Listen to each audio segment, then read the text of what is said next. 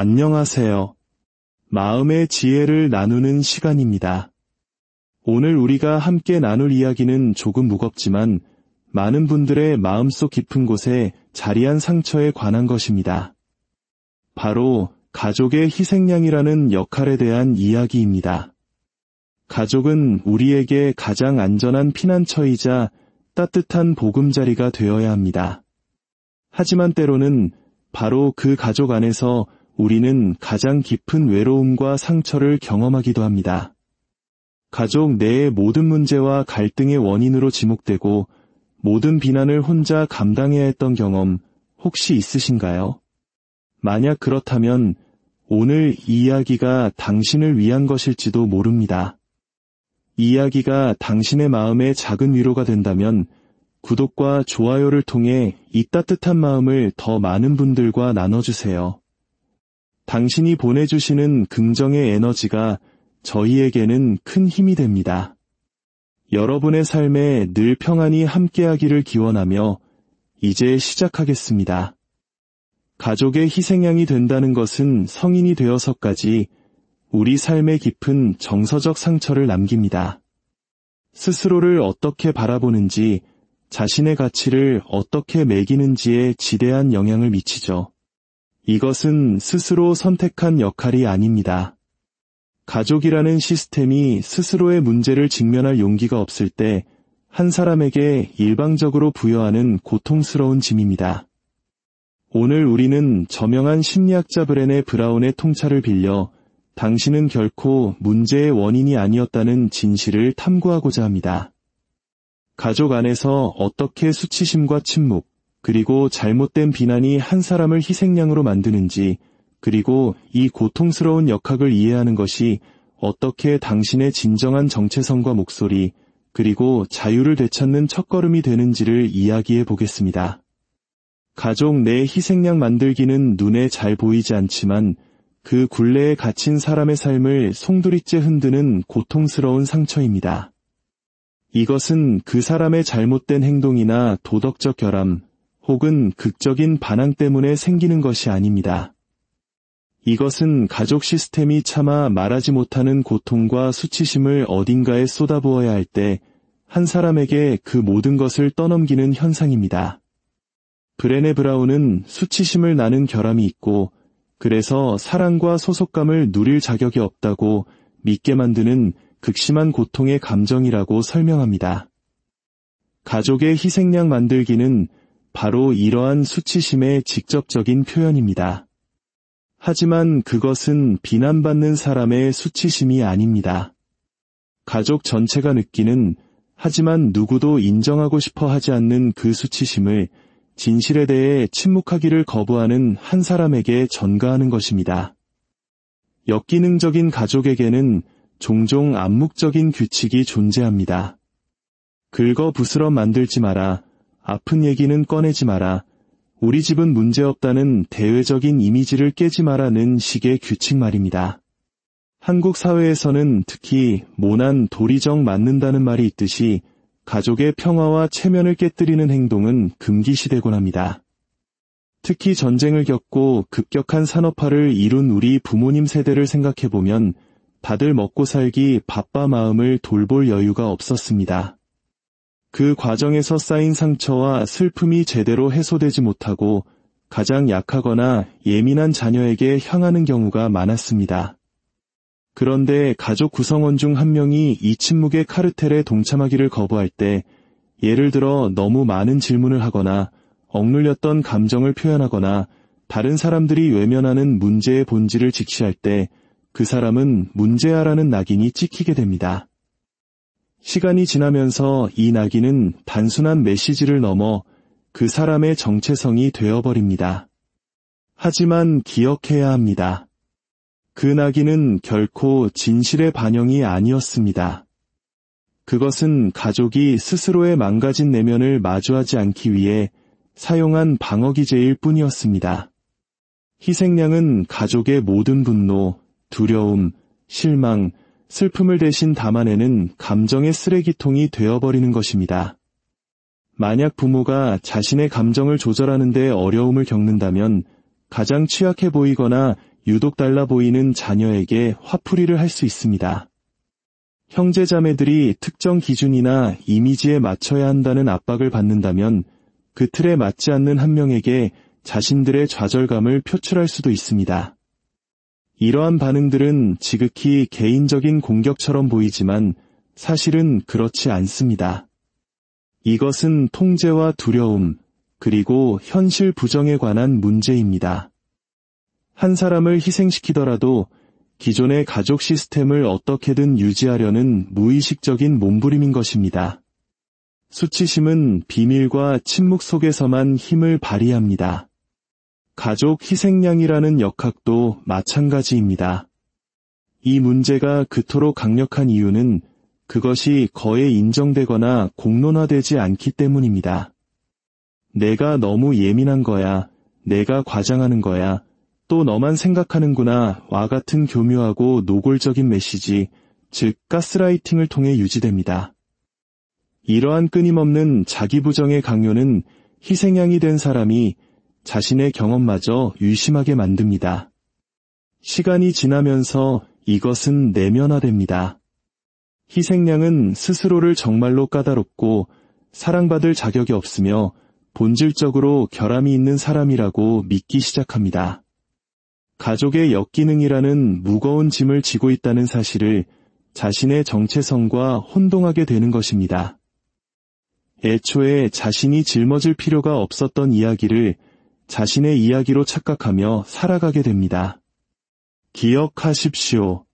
희생양 만들기는 희생양이 된 사람보다 그 가족 시스템에 대해 훨씬 더 많은 것을 말해줍니다. 그것은 고통을 다른 곳으로 돌리고 불편함을 외주화하여 해결하려는 무의식적인 전략입니다.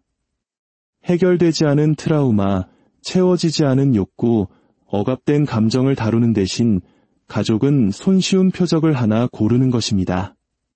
만약 당신이 그 표적이었다면 그것은 당신이라는 사람 자체 때문이 아니었습니다. 그것은 당신의 존재가 정상이라는 환상을 위협했기 때문입니다. 당신의 솔직한 감정이 다른 사람들을 불편하게 했고 당신의 목소리가 그들의 현실 부정을 흔들었고 어쩌면 당신의 통찰력과 공감 능력 그 자체가 다른 이들이 외면하고 싶었던 진실을 수면 이로 드러냈기 때문입니다. 수치심의 렌즈를 통해 이 문제를 이해하는 것이 강력한 이유가 바로 여기에 있습니다. 수치심은 입 밖으로 내뱉어지고 이름이 붙여지는 순간 그 힘을 잃기 시작합니다. 희생양이라는 역학관계도 마찬가지입니다.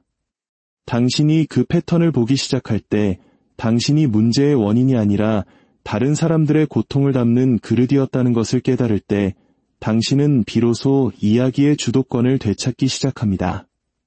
당신에게 강요되었던 거짓된 정체성을 벗어던지기 시작하는 것입니다. 이것은 가족을 악마로 만들거나 그들의 인간성을 부정하자는 이야기가 아닙니다. 다른 사람을 희생양으로 삼는 사람들은 종종 그들 자신의 깊고 치유되지 않은 상처로부터 비롯된 행동을 하는 경우가 많습니다.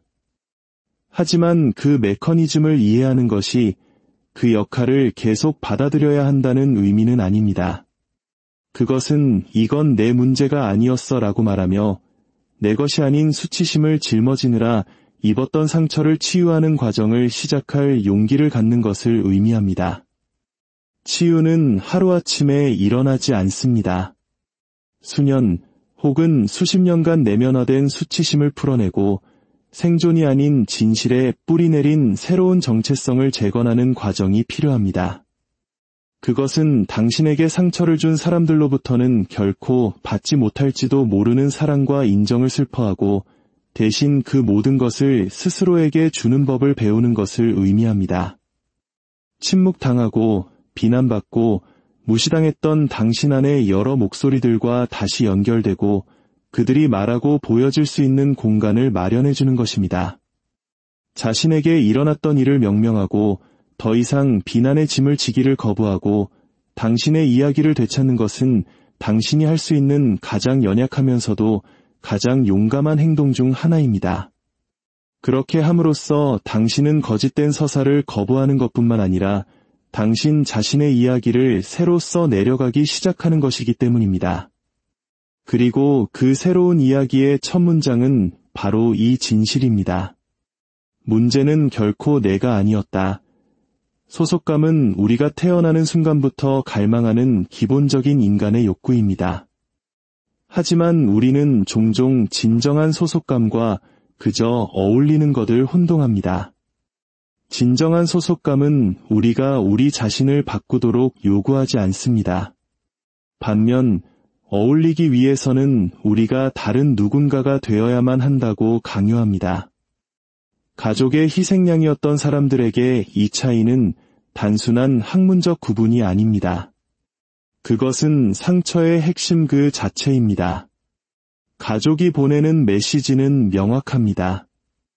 내 자신 일부를 포기한다면 우리 가족이 될 수 있어.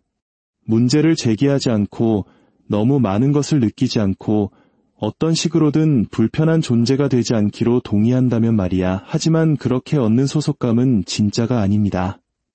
그것은 자기 자신에 대한 배신일 뿐입니다. 희생양이 존재하는 가정에서 사랑과 수용은 조건부가 됩니다. 당신은 입을 열지 않아야만 안전하다는 것을 일찍부터 배웁니다.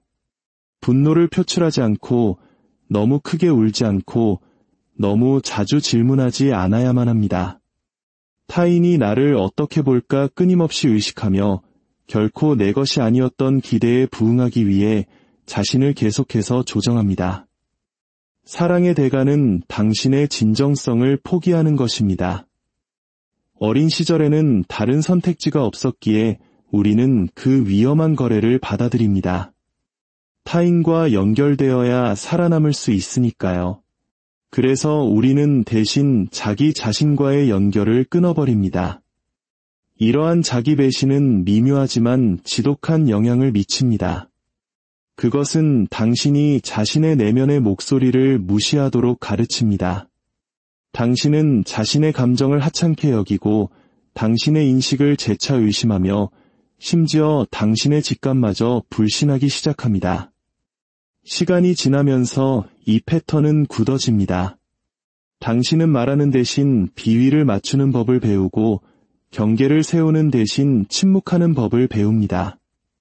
결국 당신은 사람들로 둘러싸여 있지만 진짜 자기 자신으로 존재할 수 없기에 완벽하게 혼자인 정서적 유배 상태에 놓이게 됩니다. 진정한 소속감은 우리가 불완전하고 진정한 자기 자신을 세상에 드러낼 때만 일어납니다. 즉, 거절당할 위험을 감수해야 한다는 뜻입니다. 우리는 연약해져야 합니다. 하지만 희생양이었던 사람에게 연약함은 안전하게 느껴지지 않았습니다. 그것은 위험이자 위협이었습니다. 당신의 가족 안에서 당신의 연약함은 종종 당신을 공격하는 무기로 사용되었기 때문입니다. 당신이 울면 조롱당했고 화를 내면 까다로운 사람으로 낙인 찍혔으며 고통을 표현하면 드라마틱하거나 너무 예민하다고 비난받았습니다. 그래서 당신은 가장 보살핌이 필요한 자신의 일부를 숨기는 법을 배운 것입니다. 이 내적 갈등은 견딜 수 없게 됩니다. 당신은 연결을 갈망하지만 더 이상 자기 포기라는 대가를 치르고 싶지는 않습니다. 바로 이 지점에서 진정한 소속감을 선택할 용기가 필요합니다. 어떤 관계도 그것이 아무리 가깝고 오래되었으며 피로 맺어졌다 할지라도 당신 자신의 가치를 희생할 만큼 가치 있지는 않다는 것을 깨닫는 순간입니다. 이는 종종 슬픔을 동반하기에 힘든 깨달음입니다. 당신이 그토록 바랐던 이상적인 가족에 대한 희망을 애도해야 할 수도 있습니다. 당신이 아무리 자신을 축소하고 예곡하더라도 어떤 사람들은 결코 당신을 있는 그대로 봐주지 않을 것이라는 사실을 받아들여야 할 수도 있습니다. 더 이상 자신을 배신하지 않기로 선택하는 것은 마치 가족을 등지는 것처럼 느껴질 수 있습니다. 하지만 실제로는 당신은 자기 자신을 향해 걸어가고 있는 것입니다. 당신의 어린 시절에는 결코 양육되지 못했던 온전함을 향해 나아가고 있는 것입니다. 낯설기에 두렵지만 동시에 해방감을 줍니다. 당신은 잘못되었다고 낙인 찍혔던 당신의 일부를 되찾기 시작합니다. 당신의 예민함은 강점이 되고 당신의 질문은 명료함이 되며 당신의 진실은 당신의 길잡이가 됩니다. 이 길은 모든 관계를 끊어내는 것이 아닙니다. 당신이라는 사람을 존중하는 경계를 설정하는 것입니다. 어떤 사람과는 거리를 두고 사랑하는 것을 의미할 수도 있고 유해한 관계에 참여하기를 거부하는 것을 의미할 수도 있습니다. 네, 어떤 가족들은 당신의 선택을 이해하지 못하거나 인정하지 않을 수도 있습니다. 하지만 당신의 가치를 인정받기 위해 그들의 승인이 더 이상 필요하지 않게 될 때 당신은 훨씬 더 강력한 것, 바로 자유를 얻게 됩니다. 당신은 소속감이 타인이 당신에게 주는 것이 아니라 당신이 스스로의 내면에 지니고 다니는 것임을 이해하기 시작합니다. 소속되기 위해 자신을 배신하는 것을 멈출 때 당신은 상호 존중과 정서적 안전, 그리고 진실에 뿌리 내린 새로운 관계의 문을 엽니다. 당신은 더 이상 잘못된 식탁의 한 자리를 차지하기 위해 싸우는 것을 멈추고 당신 자신만의 식탁을 만들기 시작합니다. 그리고 그 과정에서 당신은 당신이 강요받았던 모습이 아닌 당신의 본연의 모습을 봐주는 사람들을 끌어당기게 됩니다. 이 변화는 한순간에 일어나지 않습니다. 그것은 당신이 낡은 역할로 되돌아가고 있음을 알아차리고 당신의 진실을 침묵시키려는 순간에 자신을 붙잡고 당신의 침묵을 요구하는 사랑은 진정한 사랑이 아니라는 것을 스스로에게 상기시키는 매일의 연습입니다. 소속감은 당신이 충분히 착하거나 조용하거나 작아짐으로써 얻어내는 것이 아닙니다. 그것은 당신의 목소리가 떨릴 때조차, 당신이 한때 가장 소중히 여겼던 관계를 잃는 대가를 치를 때조차 당신의 진실 위에 굳건히 섬으로써 주장하는 것입니다. 그리고 당신은 조용하지만 혁명적인 사실을 깨닫기 시작합니다. 당신은 세상에서 당신의 자리를 얻기 위해 애쓸 필요가 없었다는 것을, 당신은 존재하는 것만으로도 이미 속해 있다는 것을 말입니다. 당신이 자신을 배신하는 것을 멈추는 순간이 당신이 진정으로 살기 시작하는 순간입니다. 가족의 희생양이 된 경험에서 치유된다는 것은 당신에게 주어진 이야기를 다시 쓰는 여정입니다. 그것은 고통스러운 진실을 마주할 용기, 거짓된 서사를 지워낼 힘, 그리고 수년간의 정서적 유배 생활로부터 당신의 정체성을 되찾을 회복 탄력성을 요구합니다. 기억하세요. 당신은 결코 문제가 아니었습니다. 당신은 가족의 말 못할 수치심, 역기능, 그리고 현실 부정을 짊어지도록 선택된 사람이었을 뿐입니다. 하지만 그 역할은 결코 당신의 진실이 아니었습니다. 당신의 진실은 그 모든 것에도 불구하고 살아남은 당신의 일부에서 발견됩니다. 당신의 공감 능력, 통찰력, 힘, 그리고 진정성에 대한 갈망 속에서 말입니다. 치유는 가해진 해악을 잊거나 용서하는 것을 의미하지 않습니다. 그것은 결코 당신의 것이 아니었던 수치심을 내려놓고 당신 자신의 가치, 경계, 그리고 목소리에 의해 정의되는 삶으로 들어서는 것을 의미합니다. 앞으로 나아가면서 부디 자기 비난 대신 자기 연민을, 고립 대신 연결을, 그리고 침묵 대신 진실을 계속해서 선택하시기를 바랍니다. 당신은 혼자가 아니며 결코 문제가 아니었습니다. 당신은 자신의 어둠을 두려워했던 시스템 안의 유일한 빛이었습니다. 오늘 이야기가 당신의 마음에 작은 씨앗이 되어 스스로를 더 깊이 이해하고 사랑하는 여정의 시작이 되기를 진심으로 바랍니다. 당신의 모든 걸음을 응원합니다. 감사합니다. 안녕하세요. 마음의 지혜를 나누는 시간입니다. 오늘 우리가 함께 나눌 이야기는 조금 무겁지만 많은 분들의 마음속 깊은 곳에 자리한 상처에 관한 것입니다. 바로 가족의 희생양이라는 역할에 대한 이야기입니다. 가족은 우리에게 가장 안전한 피난처이자 따뜻한 보금자리가 되어야 합니다. 하지만 때로는 바로 그 가족 안에서 우리는 가장 깊은 외로움과 상처를 경험하기도 합니다. 가족 내의 모든 문제와 갈등의 원인으로 지목되고 모든 비난을 혼자 감당해야 했던 경험 혹시 있으신가요? 만약 그렇다면 오늘 이 이야기가 당신을 위한 것일지도 모릅니다. 이 이야기가 당신의 마음에 작은 위로가 된다면 구독과 좋아요를 통해 이 따뜻한 마음을 더 많은 분들과 나눠주세요. 당신이 보내주시는 긍정의 에너지가 저희에게는 큰 힘이 됩니다. 여러분의 삶에 늘 평안이 함께하기를 기원하며 이제 시작하겠습니다.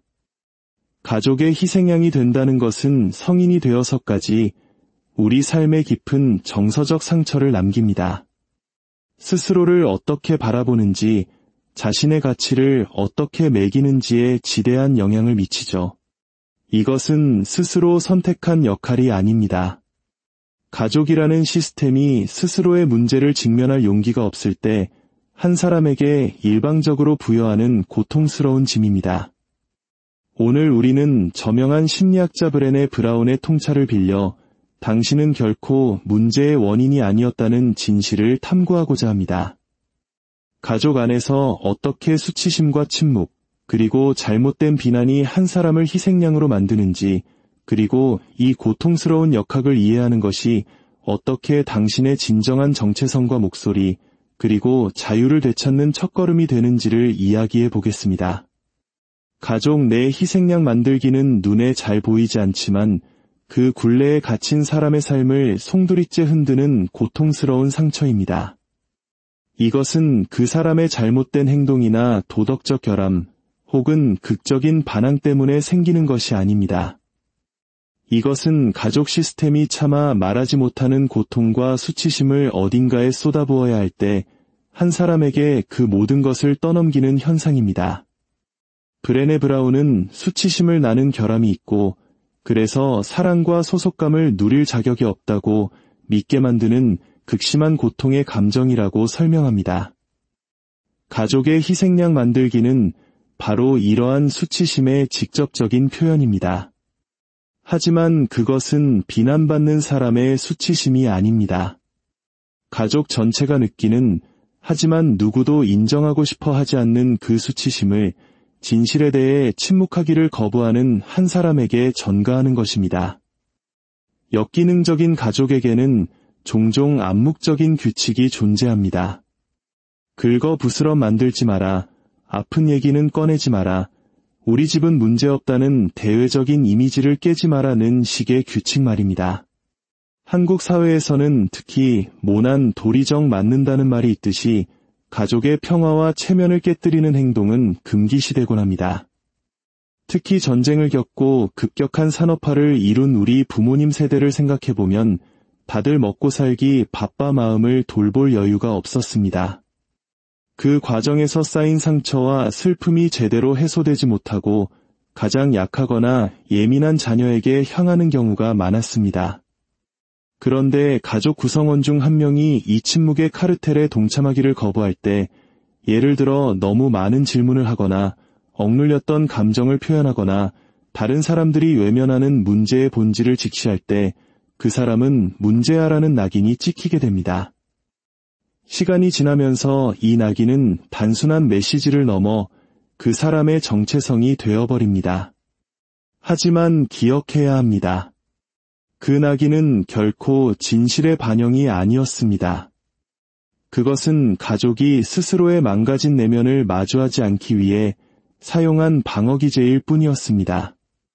희생양은 가족의 모든 분노, 두려움, 실망, 슬픔을 대신 담아내는 감정의 쓰레기통이 되어버리는 것입니다. 만약 부모가 자신의 감정을 조절하는 데 어려움을 겪는다면 가장 취약해 보이거나 유독 달라 보이는 자녀에게 화풀이를 할 수 있습니다. 형제자매들이 특정 기준이나 이미지에 맞춰야 한다는 압박을 받는다면 그 틀에 맞지 않는 한 명에게 자신들의 좌절감을 표출할 수도 있습니다. 이러한 반응들은 지극히 개인적인 공격처럼 보이지만 사실은 그렇지 않습니다. 이것은 통제와 두려움, 그리고 현실 부정에 관한 문제입니다. 한 사람을 희생시키더라도 기존의 가족 시스템을 어떻게든 유지하려는 무의식적인 몸부림인 것입니다. 수치심은 비밀과 침묵 속에서만 힘을 발휘합니다. 가족 희생양이라는 역학도 마찬가지입니다. 이 문제가 그토록 강력한 이유는 그것이 거에 인정되거나 공론화되지 않기 때문입니다. 내가 너무 예민한 거야, 내가 과장하는 거야, 또 너만 생각하는구나 와 같은 교묘하고 노골적인 메시지, 즉 가스라이팅을 통해 유지됩니다. 이러한 끊임없는 자기 부정의 강요는 희생양이 된 사람이 자신의 경험마저 의심하게 만듭니다. 시간이 지나면서 이것은 내면화됩니다. 희생양은 스스로를 정말로 까다롭고 사랑받을 자격이 없으며 본질적으로 결함이 있는 사람이라고 믿기 시작합니다. 가족의 역기능이라는 무거운 짐을 지고 있다는 사실을 자신의 정체성과 혼동하게 되는 것입니다.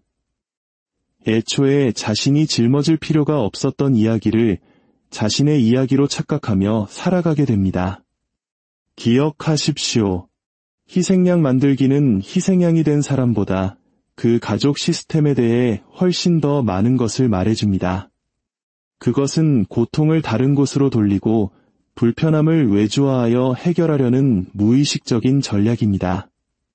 해결되지 않은 트라우마, 채워지지 않은 욕구, 억압된 감정을 다루는 대신 가족은 손쉬운 표적을 하나 고르는 것입니다. 만약 당신이 그 표적이었다면 그것은 당신이라는 사람 자체 때문이 아니었습니다. 그것은 당신의 존재가 정상이라는 환상을 위협했기 때문입니다. 당신의 솔직한 감정이 다른 사람들을 불편하게 했고 당신의 목소리가 그들의 현실 부정을 흔들었고 어쩌면 당신의 통찰력과 공감 능력 그 자체가 다른 이들이 외면하고 싶었던 진실을 수면 위로 드러냈기 때문입니다.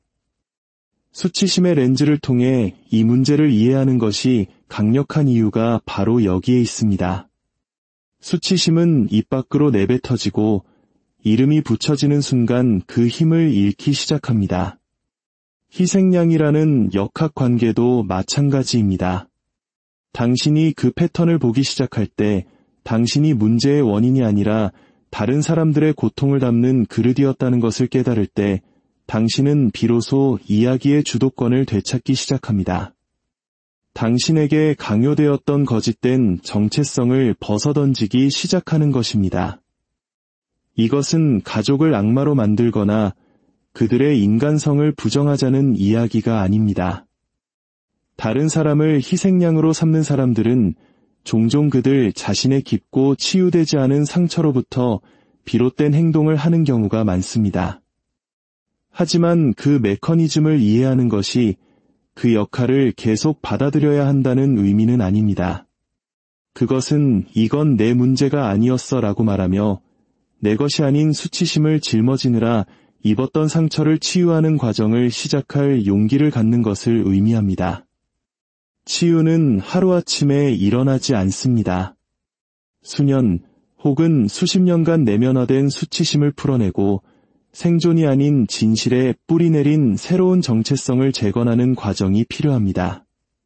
그것은 당신에게 상처를 준 사람들로부터는 결코 받지 못할지도 모르는 사랑과 인정을 슬퍼하고 대신 그 모든 것을 스스로에게 주는 법을 배우는 것을 의미합니다.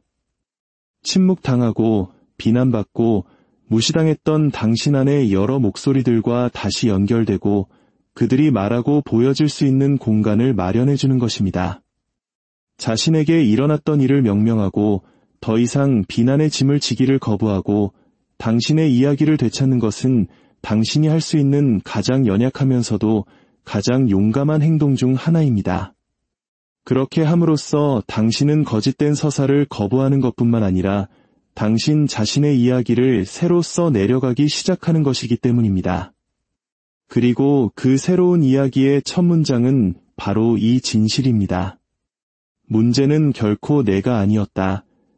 소속감은 우리가 태어나는 순간부터 갈망하는 기본적인 인간의 욕구입니다. 하지만 우리는 종종 진정한 소속감과 그저 어울리는 것을 혼동합니다. 진정한 소속감은 우리가 우리 자신을 바꾸도록 요구하지 않습니다. 반면 어울리기 위해서는 우리가 다른 누군가가 되어야만 한다고 강요합니다. 가족의 희생양이었던 사람들에게 이 차이는 단순한 학문적 구분이 아닙니다. 그것은 상처의 핵심 그 자체입니다. 가족이 보내는 메시지는 명확합니다. 내 자신 일부를 포기한다면 우리 가족이 될 수 있어. 문제를 제기하지 않고 너무 많은 것을 느끼지 않고 어떤 식으로든 불편한 존재가 되지 않기로 동의한다면 말이야. 하지만 그렇게 얻는 소속감은 진짜가 아닙니다. 그것은 자기 자신에 대한 배신일 뿐입니다. 희생양이 존재하는 가정에서 사랑과 수용은 조건부가 됩니다. 당신은 입을 열지 않아야만 안전하다는 것을 일찍부터 배웁니다. 분노를 표출하지 않고 너무 크게 울지 않고 너무 자주 질문하지 않아야만 합니다. 타인이 나를 어떻게 볼까 끊임없이 의식하며 결코 내 것이 아니었던 기대에 부응하기 위해 자신을 계속해서 조정합니다. 사랑의 대가는 당신의 진정성을 포기하는 것입니다. 어린 시절에는 다른 선택지가 없었기에 우리는 그 위험한 거래를 받아들입니다. 타인과 연결되어야 살아남을 수 있으니까요. 그래서 우리는 대신 자기 자신과의 연결을 끊어버립니다. 이러한 자기 배신은 미묘하지만 지독한 영향을 미칩니다. 그것은 당신이 자신의 내면의 목소리를 무시하도록 가르칩니다. 당신은 자신의 감정을 하찮게 여기고 당신의 인식을 재차 의심하며 심지어 당신의 직감마저 불신하기 시작합니다. 시간이 지나면서 이 패턴은 굳어집니다. 당신은 말하는 대신 비위를 맞추는 법을 배우고 경계를 세우는 대신 침묵하는 법을 배웁니다. 결국 당신은 사람들로 둘러싸여 있지만 진짜 자기 자신으로 존재할 수 없기에 완벽하게 혼자인 정서적 유배 상태에 놓이게 됩니다. 진정한 소속감은 우리가 불완전하고 진정한 자기 자신을 세상에 드러낼 때만 일어납니다. 즉, 거절당할 위험을 감수해야 한다는 뜻입니다. 우리는 연약해져야 합니다. 하지만 희생양이었던 사람에게 연약함은 안전하게 느껴지지 않았습니다. 그것은 위험이자 위협이었습니다. 당신의 가족 안에서 당신의 연약함은 종종 당신을 공격하는 무기로 사용되었기 때문입니다. 당신이 울면 조롱당했고 화를 내면 까다로운 사람으로 낙인 찍혔으며 고통을 표현하면 드라마틱하거나 너무 예민하다고 비난받았습니다.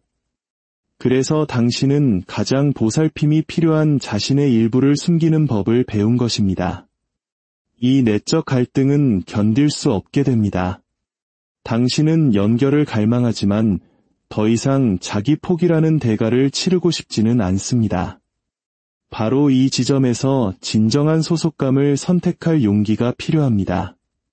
어떤 관계도 그것이 아무리 가깝고 오래되었으며 피로 맺어졌다 할지라도 당신 자신의 가치를 희생할 만큼 가치 있지는 않다는 것을 깨닫는 순간입니다. 이는 종종 슬픔을 동반하기에 힘든 깨달음입니다. 당신이 그토록 바랐던 이상적인 가족에 대한 희망을 애도해야 할 수도 있습니다. 당신이 아무리 자신을 축소하고 예곡하더라도 어떤 사람들은 결코 당신을 있는 그대로 봐주지 않을 것이라는 사실을 받아들여야 할 수도 있습니다. 더 이상 자신을 배신하지 않기로 선택하는 것은 마치 가족을 등지는 것처럼 느껴질 수 있습니다.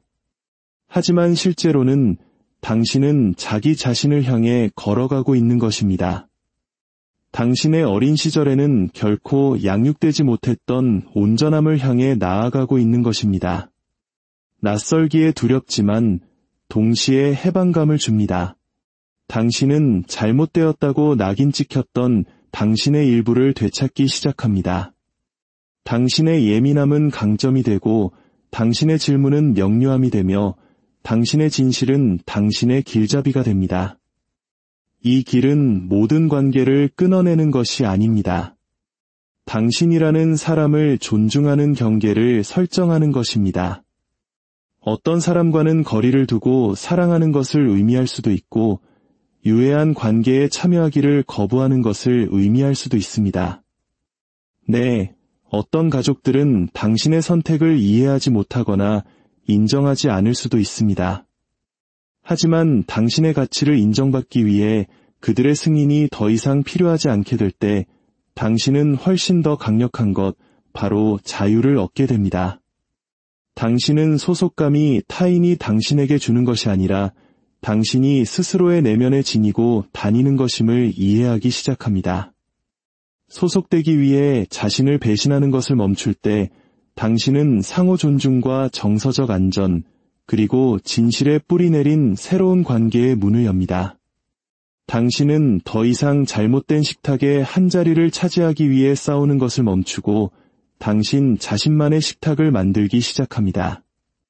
그리고 그 과정에서 당신은 당신이 강요받았던 모습이 아닌 당신의 본연의 모습을 봐주는 사람들을 끌어당기게 됩니다. 이 변화는 한순간에 일어나지 않습니다. 그것은 당신이 낡은 역할로 되돌아가고 있음을 알아차리고 당신의 진실을 침묵시키려는 순간에 자신을 붙잡고 당신의 침묵을 요구하는 사랑은 진정한 사랑이 아니라는 것을 스스로에게 상기시키는 매일의 연습입니다. 소속감은 당신이 충분히 착하거나 조용하거나 작아짐으로써 얻어내는 것이 아닙니다. 그것은 당신의 목소리가 떨릴 때조차, 당신이 한때 가장 소중히 여겼던 관계를 잃는 대가를 치를 때조차 당신의 진실 위에 굳건히 섬으로써 주장하는 것입니다. 그리고 당신은 조용하지만 혁명적인 사실을 깨닫기 시작합니다. 당신은 세상에서 당신의 자리를 얻기 위해 애쓸 필요가 없었다는 것을, 당신은 존재하는 것만으로도 이미 속해 있다는 것을 말입니다. 당신이 자신을 배신하는 것을 멈추는 순간이 당신이 진정으로 살기 시작하는 순간입니다. 가족의 희생양이 된 경험에서 치유된다는 것은 당신에게 주어진 이야기를 다시 쓰는 여정입니다. 그것은 고통스러운 진실을 마주할 용기, 거짓된 서사를 지워낼 힘, 그리고 수년간의 정서적 유배 생활로부터 당신의 정체성을 되찾을 회복 탄력성을 요구합니다. 기억하세요. 당신은 결코 문제가 아니었습니다. 당신은 가족의 말 못할 수치심, 역기능, 그리고 현실 부정을 짊어지도록 선택된 사람이었을 뿐입니다. 하지만 그 역할은 결코 당신의 진실이 아니었습니다. 당신의 진실은 그 모든 것에도 불구하고 살아남은 당신의 일부에서 발견됩니다. 당신의 공감 능력, 통찰력, 힘, 그리고 진정성에 대한 갈망 속에서 말입니다. 치유는 가해진 해악을 잊거나 용서하는 것을 의미하지 않습니다. 그것은 결코 당신의 것이 아니었던 수치심을 내려놓고 당신 자신의 가치, 경계, 그리고 목소리에 의해 정의되는 삶으로 들어서는 것을 의미합니다. 앞으로 나아가면서 부디 자기 비난 대신 자기 연민을, 고립 대신 연결을, 그리고 침묵 대신 진실을 계속해서 선택하시기를 바랍니다. 당신은 혼자가 아니며 결코 문제가 아니었습니다. 당신은 자신의 어둠을 두려워했던 시스템 안의 유일한 빛이었습니다. 오늘 이야기가 당신의 마음에 작은 씨앗이 되어 스스로를 더 깊이 이해하고 사랑하는 여정의 시작이 되기를 진심으로 바랍니다. 당신의 모든 걸음을 응원합니다. 감사합니다. 안녕하세요. 마음의 지혜를 나누는 시간입니다. 오늘 우리가 함께 나눌 이야기는 조금 무겁지만 많은 분들의 마음속 깊은 곳에 자리한 상처에 관한 것입니다. 바로 가족의 희생양이라는 역할에 대한 이야기입니다. 가족은 우리에게 가장 안전한 피난처이자 따뜻한 보금자리가 되어야 합니다. 하지만 때로는 바로 그 가족 안에서 우리는 가장 깊은 외로움과 상처를 경험하기도 합니다. 가족 내의 모든 문제와 갈등의 원인으로 지목되고 모든 비난을 혼자 감당해야 했던 경험 혹시 있으신가요? 만약 그렇다면 오늘 이 이야기가 당신을 위한 것일지도 모릅니다. 이 이야기가 당신의 마음에 작은 위로가 된다면 구독과 좋아요를 통해 이 따뜻한 마음을 더 많은 분들과 나눠주세요. 당신이 보내주시는 긍정의 에너지가 저희에게는 큰 힘이 됩니다.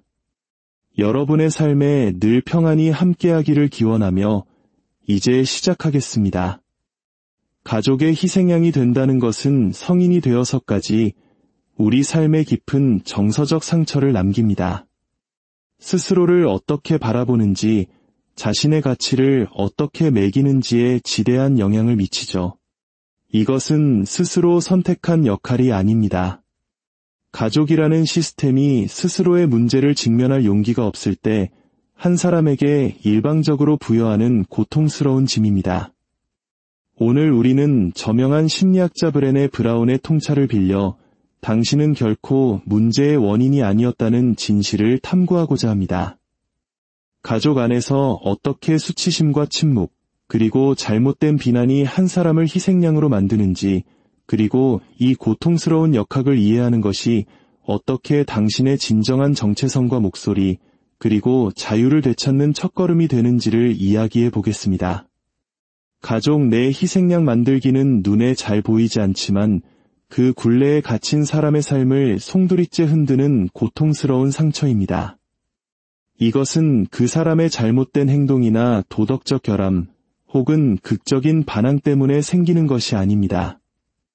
이것은 가족 시스템이 차마 말하지 못하는 고통과 수치심을 어딘가에 쏟아부어야 할 때 한 사람에게 그 모든 것을 떠넘기는 현상입니다.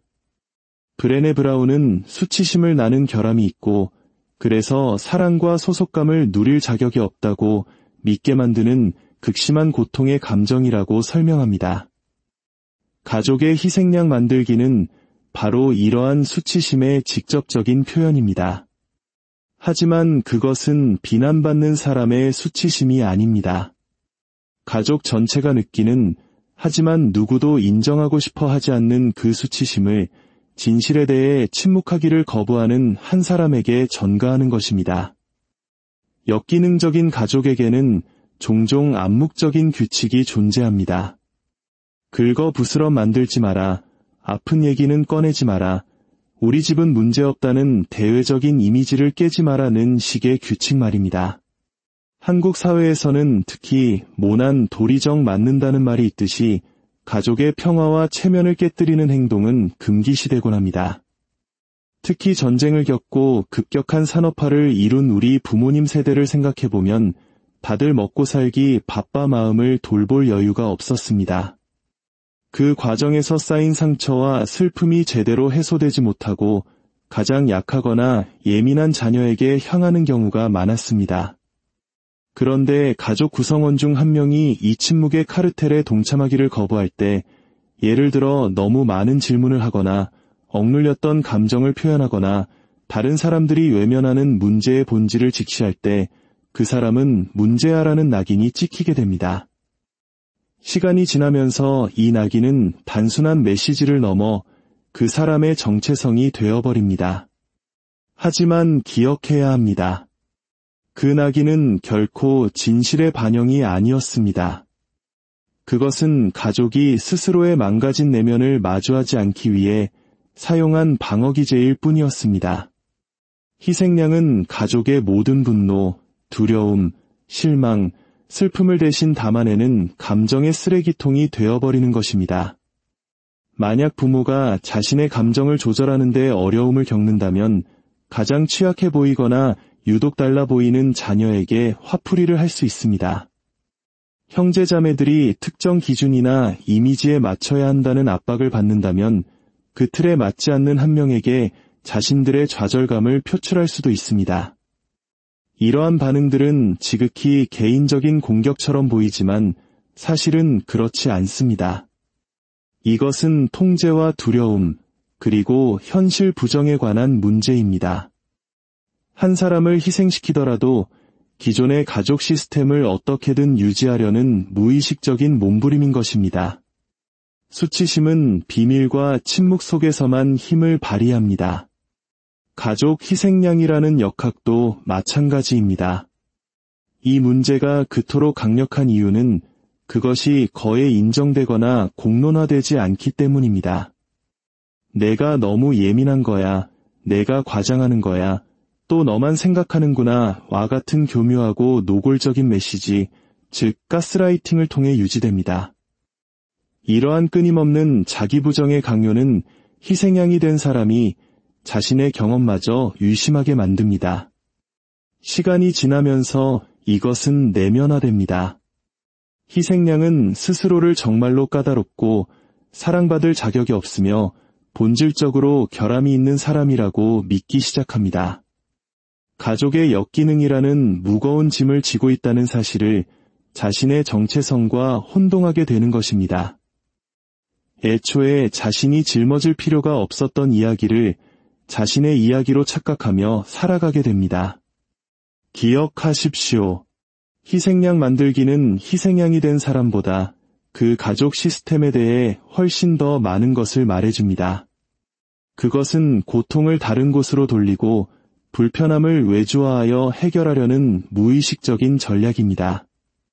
해결되지 않은 트라우마, 채워지지 않은 욕구, 억압된 감정을 다루는 대신 가족은 손쉬운 표적을 하나 고르는 것입니다. 만약 당신이 그 표적이었다면 그것은 당신이라는 사람 자체 때문이 아니었습니다. 그것은 당신의 존재가 정상이라는 환상을 위협했기 때문입니다. 당신의 솔직한 감정이 다른 사람들을 불편하게 했고 당신의 목소리가 그들의 현실 부정을 흔들었고 어쩌면 당신의 통찰력과 공감 능력 그 자체가 다른 이들이 외면하고 싶었던 진실을 수면 이로 드러냈기 때문입니다. 수치심의 렌즈를 통해 이 문제를 이해하는 것이 강력한 이유가 바로 여기에 있습니다. 수치심은 입 밖으로 내뱉어지고 이름이 붙여지는 순간 그 힘을 잃기 시작합니다. 희생양이라는 역학관계도 마찬가지입니다. 당신이 그 패턴을 보기 시작할 때 당신이 문제의 원인이 아니라 다른 사람들의 고통을 담는 그릇이었다는 것을 깨달을 때 당신은 비로소 이야기의 주도권을 되찾기 시작합니다. 당신에게 강요되었던 거짓된 정체성을 벗어던지기 시작하는 것입니다. 이것은 가족을 악마로 만들거나 그들의 인간성을 부정하자는 이야기가 아닙니다. 다른 사람을 희생양으로 삼는 사람들은 종종 그들 자신의 깊고 치유되지 않은 상처로부터 비롯된 행동을 하는 경우가 많습니다. 하지만 그 메커니즘을 이해하는 것이 그 역할을 계속 받아들여야 한다는 의미는 아닙니다. 그것은 이건 내 문제가 아니었어 라고 말하며 내 것이 아닌 수치심을 짊어지느라 입었던 상처를 치유하는 과정을 시작할 용기를 갖는 것을 의미합니다. 치유는 하루아침에 일어나지 않습니다. 수년 혹은 수십 년간 내면화된 수치심을 풀어내고 생존이 아닌 진실에 뿌리내린 새로운 정체성을 재건하는 과정이 필요합니다. 그것은 당신에게 상처를 준 사람들로부터는 결코 받지 못할지도 모르는 사랑과 인정을 슬퍼하고 대신 그 모든 것을 스스로에게 주는 법을 배우는 것을 의미합니다. 침묵당하고 비난받고 무시당했던 당신 안의 여러 목소리들과 다시 연결되고 그들이 말하고 보여질 수 있는 공간을 마련해주는 것입니다. 자신에게 일어났던 일을 명명하고 더 이상 비난의 짐을 지기를 거부하고 당신의 이야기를 되찾는 것은 당신이 할 수 있는 가장 연약하면서도 가장 용감한 행동 중 하나입니다. 그렇게 함으로써 당신은 거짓된 서사를 거부하는 것뿐만 아니라 당신 자신의 이야기를 새로 써 내려가기 시작하는 것이기 때문입니다.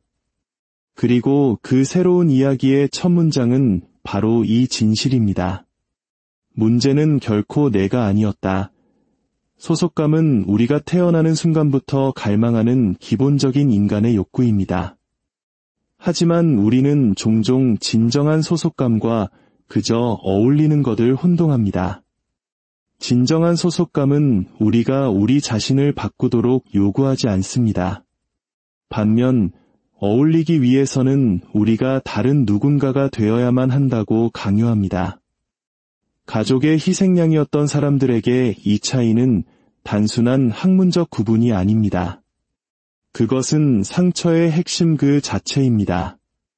가족이 보내는 메시지는 명확합니다. 내 자신 일부를 포기한다면 우리 가족이 될 수 있어. 문제를 제기하지 않고 너무 많은 것을 느끼지 않고 어떤 식으로든 불편한 존재가 되지 않기로 동의한다면 말이야. 하지만 그렇게 얻는 소속감은 진짜가 아닙니다. 그것은 자기 자신에 대한 배신일 뿐입니다. 희생양이 존재하는 가정에서 사랑과 수용은 조건부가 됩니다. 당신은 입을 열지 않아야만 안전하다는 것을 일찍부터 배웁니다. 분노를 표출하지 않고 너무 크게 울지 않고 너무 자주 질문하지 않아야만 합니다. 타인이 나를 어떻게 볼까 끊임없이 의식하며 결코 내 것이 아니었던 기대에 부응하기 위해 자신을 계속해서 조정합니다. 사랑의 대가는 당신의 진정성을 포기하는 것입니다. 어린 시절에는 다른 선택지가 없었기에 우리는 그 위험한 거래를 받아들입니다. 타인과 연결되어야 살아남을 수 있으니까요. 그래서 우리는 대신 자기 자신과의 연결을 끊어버립니다. 이러한 자기 배신은 미묘하지만 지독한 영향을 미칩니다. 그것은 당신이 자신의 내면의 목소리를 무시하도록 가르칩니다. 당신은 자신의 감정을 하찮게 여기고 당신의 인식을 재차 의심하며 심지어 당신의 직감마저 불신하기 시작합니다. 시간이 지나면서 이 패턴은 굳어집니다. 당신은 말하는 대신 비위를 맞추는 법을 배우고 경계를 세우는 대신 침묵하는 법을 배웁니다. 결국 당신은 사람들로 둘러싸여 있지만 진짜 자기 자신으로 존재할 수 없기에 완벽하게 혼자인 정서적 유배 상태에 놓이게 됩니다.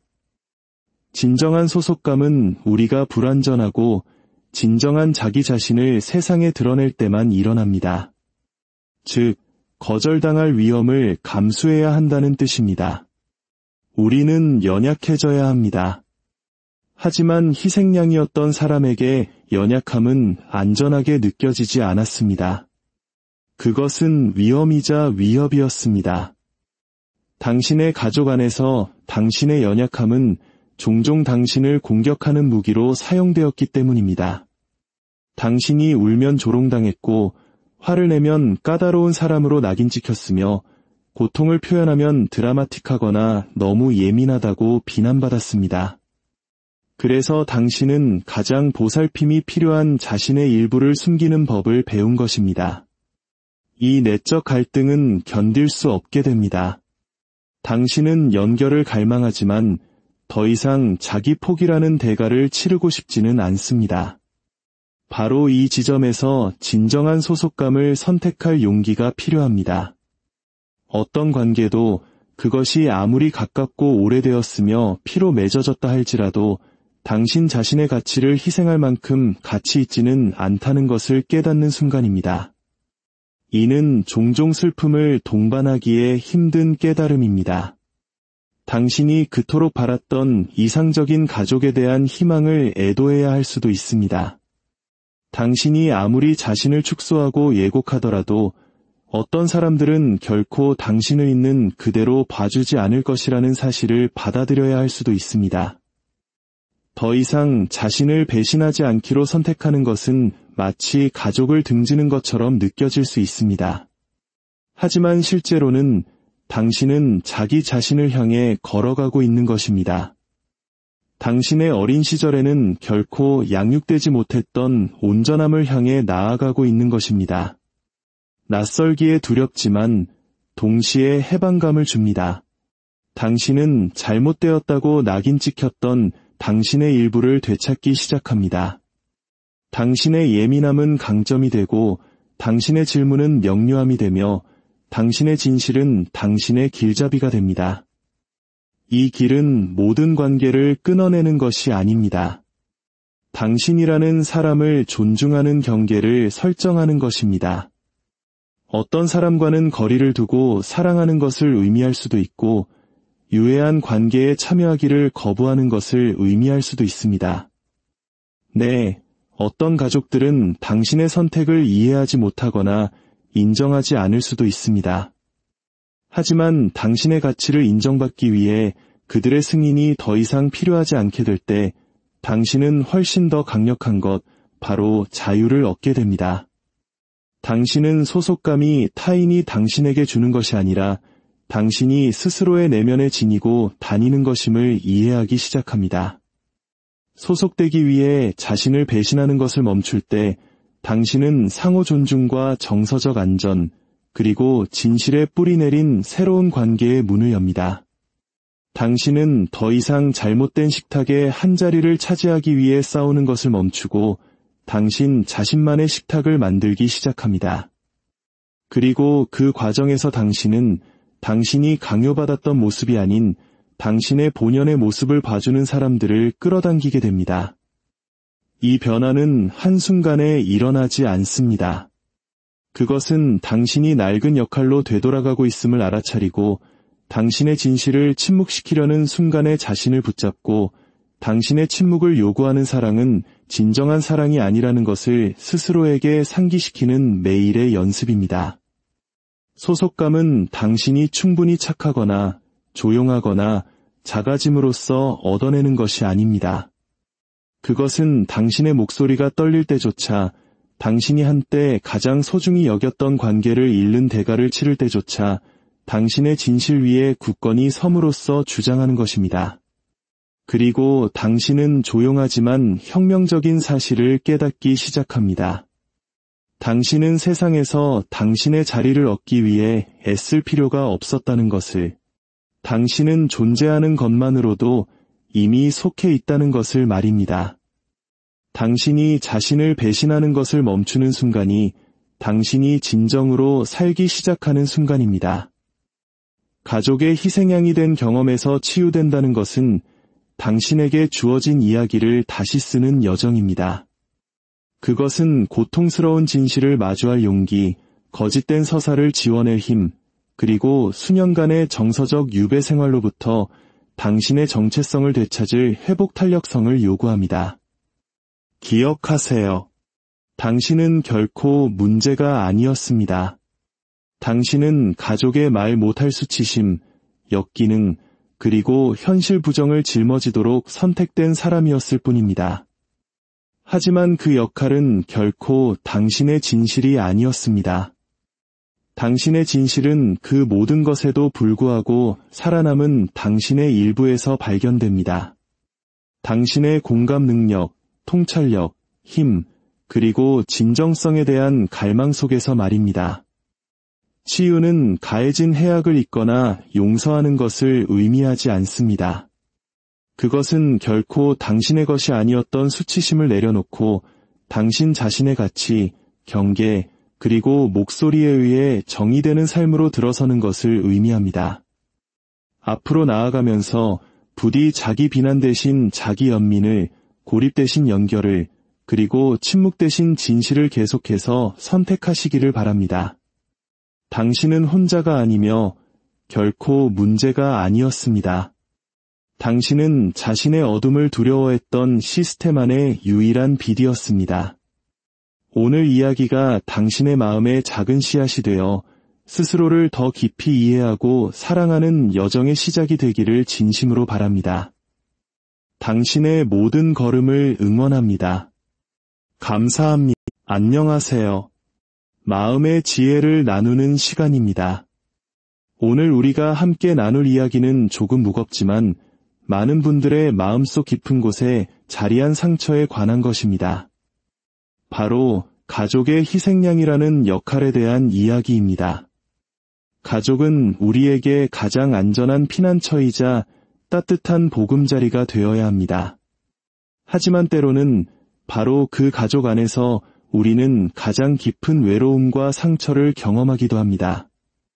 가족 내의 모든 문제와 갈등의 원인으로 지목되고 모든 비난을 혼자 감당해야 했던 경험 혹시 있으신가요? 만약 그렇다면 오늘 이 이야기가 당신을 위한 것일